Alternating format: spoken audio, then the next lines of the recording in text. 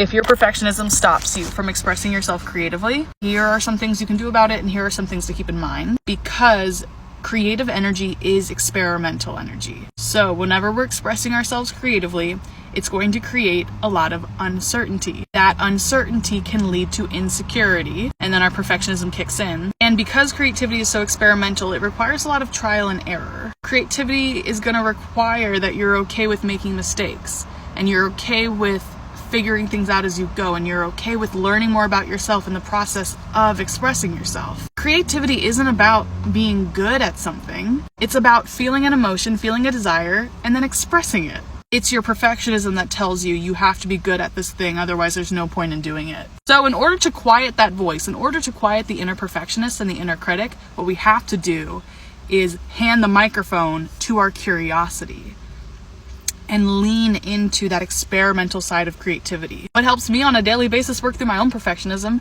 is treating everything I do as if I'm just experimenting, just testing the waters, especially when it comes to TikTok. I'm just testing out ideas and seeing if people like them, seeing how they react to them, and then learning from the experience, and then taking what I learn into the next video I create. Our perfectionism will have us feeling like we need to have our shit together and we need to have everything figured out before we get started. But the truth is, you learn so much about yourself and the process once you're in the process. You have to throw yourself in the process. Your creativity will always ask you to be brave. Your creativity requires a lot of courage, and the best way to override your perfectionism is to lean into your curiosity. What are you genuinely curious to do and try and figure out? And then go experiment with that and see if you even like it.